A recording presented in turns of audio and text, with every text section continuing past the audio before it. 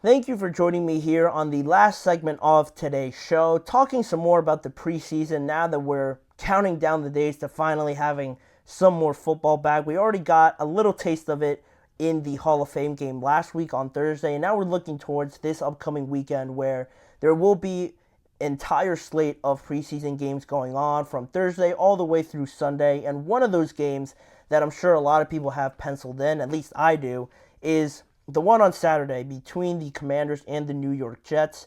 And Jaden Daniels, the number 2 overall selection in this year's draft, being named the starter in that Saturday matchup against the New York Jets. According to head coach Dan Quinn, he revealed that Daniels will be the starter. He didn't say whether or not, how much he'll play and how much, the split of reps will be with Marcus Mariota potentially, if he even plays, or it could be Sam Hartman in there as well, the third string quarterback, maybe playing some more if Marcus Mariota doesn't play. But at this point, I would feel like Marcus would play just to earn himself that spot over Jaden Daniels, because then it kind of transitions into this bigger point of technically the Commanders haven't named a starter yet for the regular season, going forward. In the unofficial depth chart that has been released today, we have seen that Jaden Daniels is the starter based on that depth chart, but usually those depth charts aren't really, published by the coaches more often than not. They're usually published by the website and, people in charge of the PR and things like that. They're usually done by, the people in charge of that. So it's not like Dan Quinn, set it already as the official, list and order of who's going to be the starter come week 1. So I think that's a little bit odd. I think some people find it a little bit odd that, the Commanders haven't really done so because of how everything was built up with Jaden Daniels. He is the Heisman winning quarterback. He's an experienced quarterback at that, spending some more time in college than some of these other guys. And up until this point, you would guess, at least I would guess, that Jaden Daniels was going to be the starter because he was selected so high. With the scenario that the Commanders are facing now, they traded away Sam Howell, and they relinquished the opportunity to trade out of that pick because they like Jaden Daniels so much. So all of that wrapped into one, I assumed that this was just a foregone conclusion that he was going to be named the starter up until this point. But that hasn't been the case just yet. Jaden Daniels doesn't feel, any way slighted by this. He said that he trusts the Commanders fully and that he's only focused on getting better up until this point. But with looking at the other quarterbacks and trying to, kind of compare the scenarios, you have some of the quarterbacks drafted in the first round that are not going to be the starters, right? Thinking of Michael Penix and Drake May and J.J. McCarthy are probably the first round quarterbacks that are not going to be starters. You almost know that 100% guaranteed. And that really leaves Bo Nix, Caleb Williams, and Jaden Daniels as the guys that are pretty much up in the air, other than Caleb Williams, because he's definitely going to start. Something catastrophic would have to happen for Caleb not to start. So he's going to be the starter. But then you have Bo Nix and Jaden Daniels sort of in the same scenario. But with Jaden, I feel like because it is almost so evident and so much in your face that this job almost has to be his, I feel like, what is the reason that Dan Quinn has for not, already designating Jaden Daniels as the starter? And you look at it, comparing it against some of these other scenarios with these quarterbacks, I believe that he should start, but he's certainly not in the best situation compared to Caleb or sort of J.J. McCarthy in a way where you have this entire support system around him. You feel good about starting a rookie quarterback, so you can feel the need to designate them as the starter because you have the confidence that they're going to be successful because of the job that you have done in the offseason to find the players, the support that they need on the offensive line, all the wide receivers that the Bears brought in. They feel comfortable throwing a rookie quarterback out there for that reason being.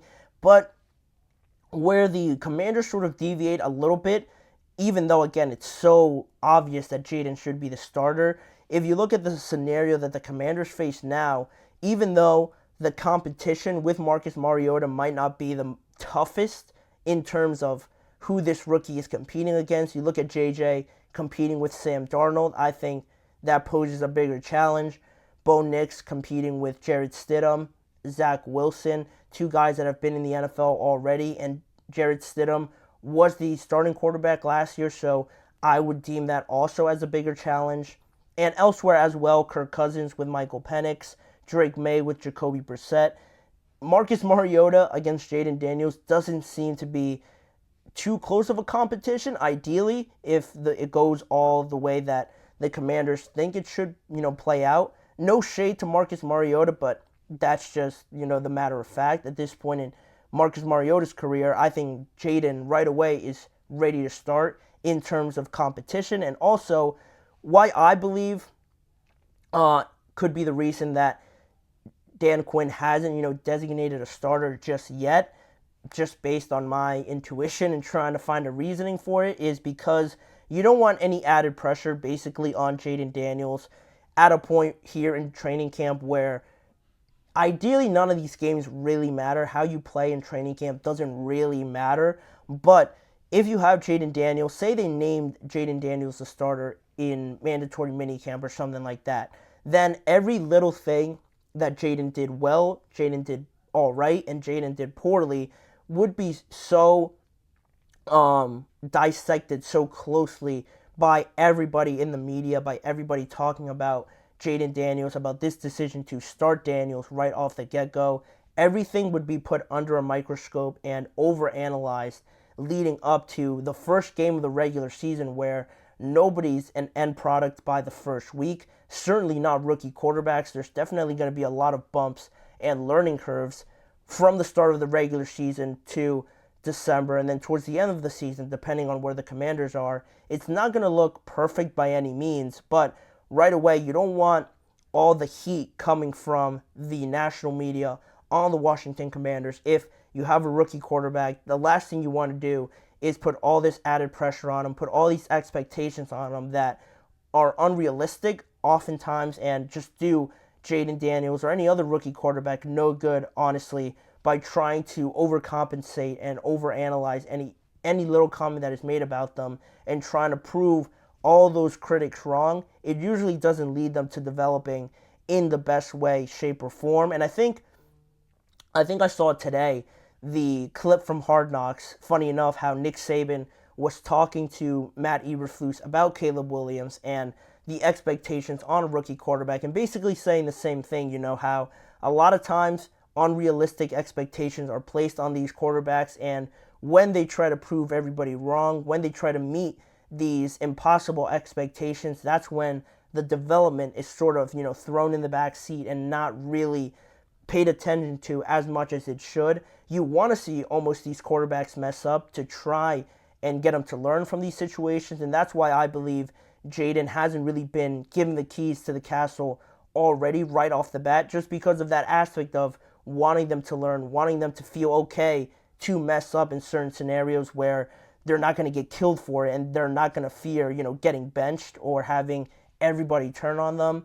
I think it's a good way of going about it. But again, it's just weird because it's so obvious. I feel like that Jaden is going to be the starter, but I think Dan Quinn is just keeping it traditional, just keeping it the way that he likes to do it, and I can't really knock that. But with how these preseason games go, certainly is going to tell us a lot of where Jaden Daniels is. He could kill it, he could do awful, but again, I don't think it really matters up until this point, and it shouldn't matter in terms of expectations for these young quarterbacks. But hopefully he does play out well. He's going to be the second first-round quarterback to play. Drake May is also going to play in the preseason in the first game. He's not going to start, but we're going to see Drake May play on Thursday, and then it'll be Jaden Daniels and most likely Caleb Williams as well in Saturday's matchup for the Chicago Bears. But that's pretty much the update on Jaden Daniels. He will start in Saturday's game against the New York Jets.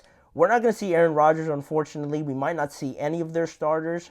But it should be something to tune into. I'm certainly going to check it out, seeing how all these young guys do, just because I like seeing it.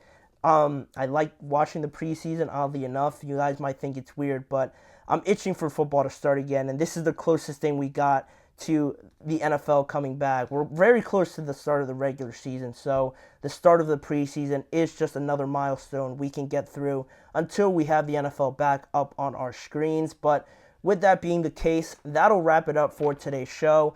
I want to thank you guys for tuning in. Please remember to like, follow, and subscribe to the GSMC Chip Shot Football Podcast, as well as following the network on all forms of social media. If you want to see more of this show, check out both YouTube channels, the Podcast Network channel and the GSMC Sports Network channel, for a lot of different ways to watch all this NFL content on your screen. And as a final reminder, tune in every weekday at 6:30 p.m. Eastern Time for more discussions and storylines across the NFL, discussing it with me, Manny Maradiaga, as your host. Thanking you for joining me once again, and I hope to see you guys back here joining me again tomorrow. Let's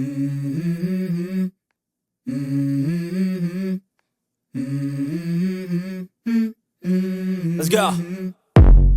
I wake up to a little bit of drool on my pillow, feel like it's gonna be a bad day. Yeah, I'm tired of shit, and the coffee ain't hit yet, damn, ain't that great. I don't wanna go to